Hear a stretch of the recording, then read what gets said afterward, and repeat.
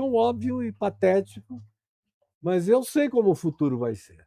E sei que esse pessoal não está preparado para viver esse futuro, e sei que quem vai adorar o que seja anticristo, ou correspondente, ou sistema equivalente, ou figura de representação do que se possa chamar de o homem da iniquidade, quem mais rapidamente vai se curvar diante dele é a igreja. É. Como Paulo diz aos Tessalonicenses, porque a grande apostasia é de quem conheceu o caminho e deixou o caminho. A gente tem um espelho disso com o Trump aí, né? Uhum. A adoração pelo Trump, né? E da adoração do Trump por si mesmo. E agora ele tá arrumando até briga com o Papa, né? Meu Deus, que crente levantou a voz nos Estados Unidos para descer o pau no Trump, impondo as mãos? Como Cristo, ele já se coroou como Papa quando o Papa Francisco morreu, foi indicado, ele apareceu vestido de Papa, e agora em Jesus. Aí pegou tão mal, fora do ambiente dele, político, que ele disse, não, eu me senti um médico da Cruz Vermelha curando doentes. Aí se veste com vestimentas do Jesus louro, europeu, do cristianismo ariano e europeu. Que é o que ele se acha, né? É. Um Messias americano, né? Que os crentes fizeram ele se achar. Ele não se achava, não. Esse resultado do Trump louco, do Trump igual Herodes o Grande, do Trump Calígula, para mim a gente está lidando com um Calígula com bomba atômica. Mas ele é um Calígula. Pederasta, pedófilo, prostituído, tudo igual a Calígula. Desde menino adulado, que existe para ter o seu ego cultuado, um narcisista incomparável, um ente tão abjeto que só quem esteja com a mente blindada e macerada e cimentada e concretada e galvanizada que não enxerga, meu amigo. É uma questão de problema de cognição coletiva mundial de boa parte da humanidade que não enxerga onde eles se meteram com Trump e com Netanyahu. É um negócio horrível. Aqui no Brasil a mesma coisa. Aqui, isso que eu estou dizendo, os de fora vão ficar em pé aplaudindo e os de crentes vão ficar jogando pedra no monitor que me apresentar lá no teu podcast. Porque eu sei como eles são e eu não tenho nenhum problema. Olha, veja como eu estou preocupado com o que eles possam pensar a respeito. Como eu estou me poupando e escolhendo palavras para dizer o que eu vou dizer. Acho que não tem ninguém mais idólatra do que o evangélico, né? Não, não tem mesmo. Porque, além de todas as idolatrias, eles idolatram seus pastores, as mulheres dos pastores. Suas ideias. E o dinheiro. Mamon é o Deus da igreja, é o objeto de todos os cultos. E o selo maior do Espírito Santo é grana. Se tiver grana, é sinal de que tem unção e de que o Espírito Santo está abençoando. De modo que quanto mais grana, mais unção. E quanto mais os políticos procurarem a ajuda dos pastores venais e vendáveis, mais poder do Espírito Santo está sendo dado a essa igreja. Cara, me perdoa, mas eu não tenho absolutamente nada a ver com essa gente. O que eu assisto hoje é o oposto.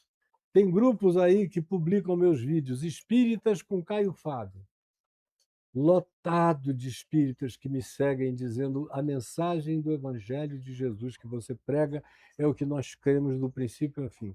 Tem líderes espíritas que dizem, Caio, se prepara porque uma hora dessa eu vou aí me batizar com você. A mesma coisa é com o candomblé, a mesma coisa é com a Umbanda, a mesma coisa é com outros grupos de segmentos religiosos diferentes. São amizades com os muçulmanos que me ouvem e dizem, nesse Jesus nós temos prazer e diante dele a gente se curva reverenciado e reverente perante ele. Então, e os de fora? Meu Deus, a quantidade de ateus que dizem, eu não creio em Deus, mas no Deus do Caio eu creio, só aumenta. A mesma coisa os agnósticos. É por isso que essa igreja, que eles começaram a apelidar de desigrejados, é a que mais cresce no Brasil. Cresce proporcionalmente mais do que as Assembleias de Deus. Já é a segunda maior denominação em tão pouco tempo de existência. Já está quase chegando lá nos 24 milhões da Convenção Geral das Assembleias de Deus. São os desigrejados se reunindo em casas, com amigos, em cafeterias, no mundo inteiro. E essa é uma tendência que não tem mais retorno. E Jesus tem trabalhado nessa igreja aí. É para essa que é o pessoal que mais sonha, que mais aprende, que mais entende, que me Que mais faz assiste, projeto social, tá a fim de está transformar. envolvido, que descobriu, eu venho dizendo há muito tempo, que enquanto o indivíduo não ganha, Marcos, a noção do significado dos círculos concêntricos do que é a igreja, ele fica preso naquela caixinha, naquela casinha, que parece um sanitário religioso ali dentro, naquela casinha. Eles não entendem que a minha primeira igreja, Jesus começou com 2. Que sou eu e o meu amigo, eu e meu irmão, eu e alguém que quer como eu. Mas se não fosse, sou eu e minha mulher. É a minha primeira igreja. A tua primeira igreja é você e a sua esposa. Aí vem eu, minha esposa e meus filhos e netos. É o meu segundo círculo concêntrico. Aí depois vem um terceiro círculo concêntrico. Minha parentela, meus amigos e lugares de trabalho, que é a minha igreja profissional, onde eu atinjo pessoas, onde eu tanto encontro irmãos, como faço discípulos. Aí vem a minha igreja congregacional, aonde eu vou, eventualmente, quando eu encontro uma congregação boa. Quando a congregação é bom, congregar faz bem. Quando a congregação não é boa, congregar faz mal. É simples assim, igual namorada. Se você está namorando uma menina legal pra caramba, meu Deus, continue, a menos que você seja masoquista e queira sofrer.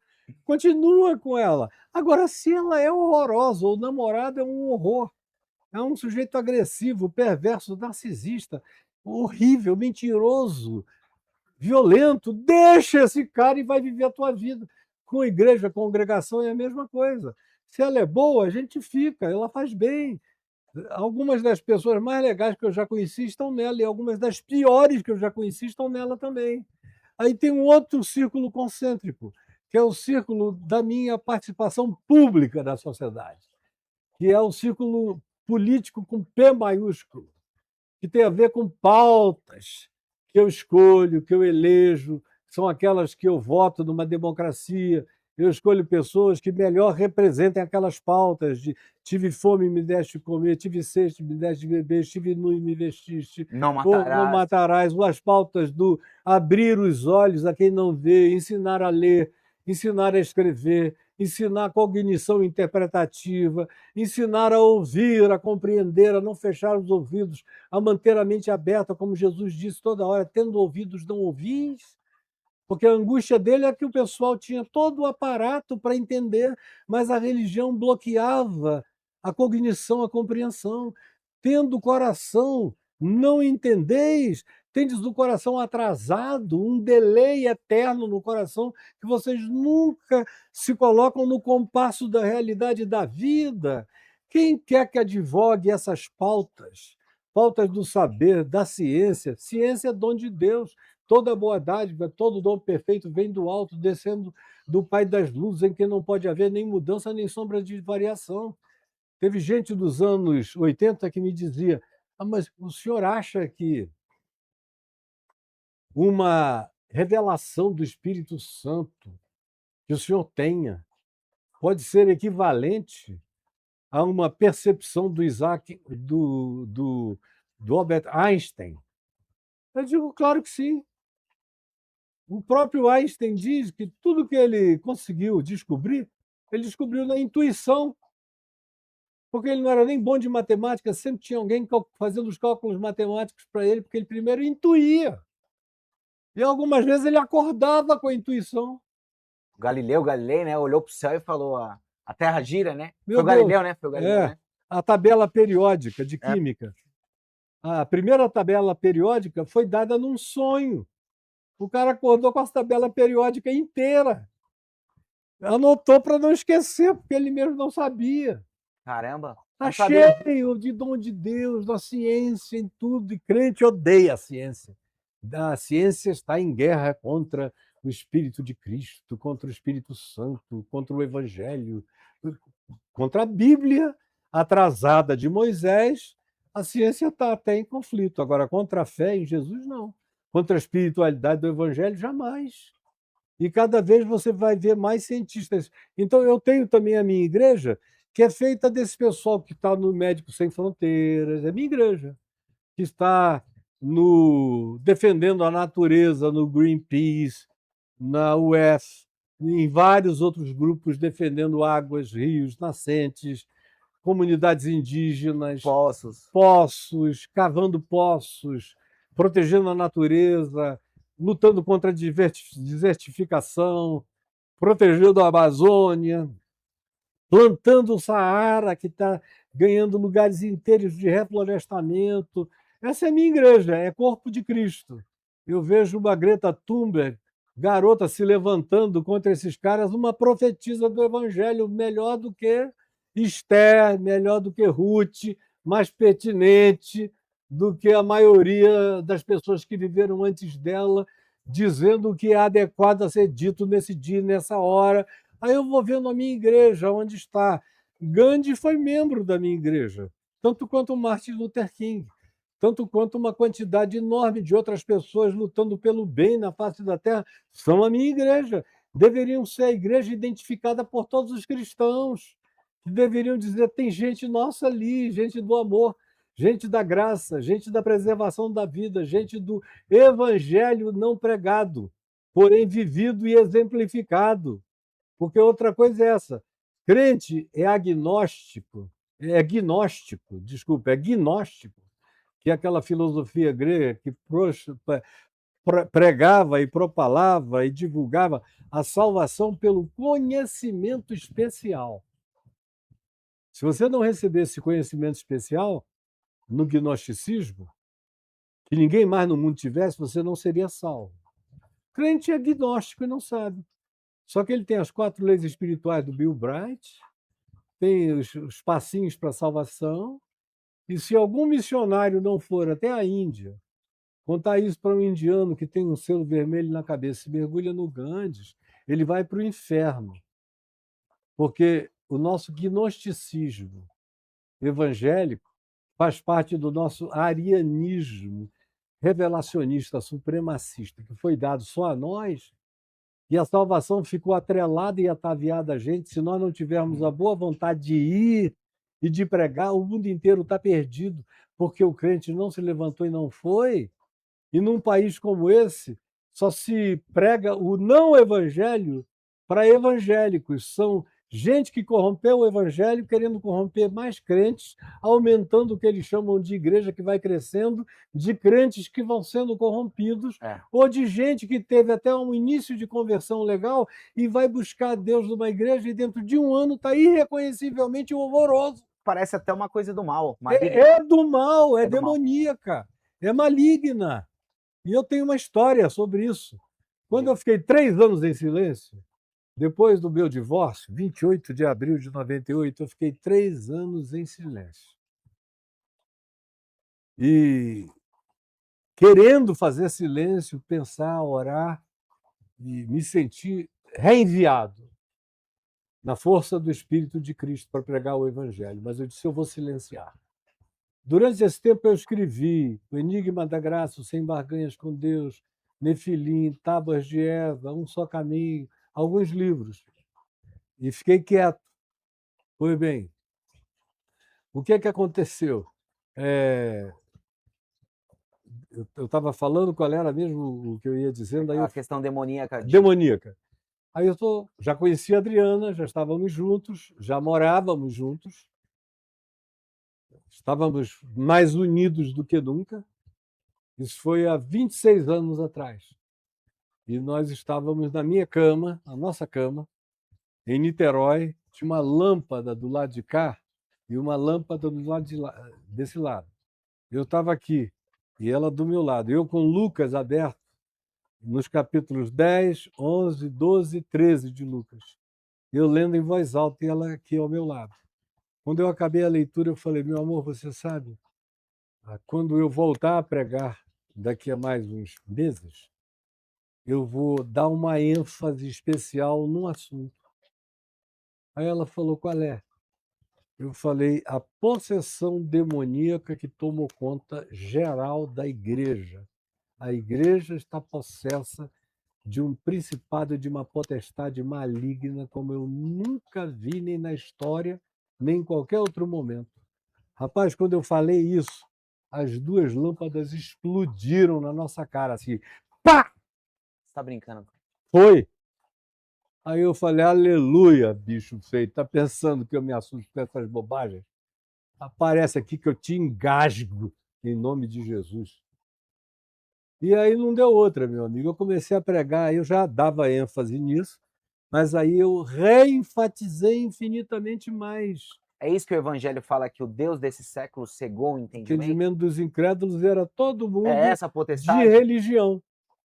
Está ali Isso. em 2 Coríntios 3, Paulo está falando de crente para crente. Poderíamos aplicar para a igreja hoje. É para a igreja, porque ele está falando para os crentes de Corinto em relação aos crentes judaizantes que vieram de Jerusalém, que estavam tentando cegar o entendimento dos crentes de Corinto. E Paulo está chamando de incrédulos os crentes de Jerusalém, que tinham o véu da lei de Moisés na face e que, enquanto não se convertessem ao evangelho da graça de Deus, que Paulo já tinha dito, a saber que Deus estava em Cristo se reconciliando com o mundo, não atribuindo aos homens a humanidade as suas transgressões, e enquanto não chegassem a essa admissão, continuariam cegos.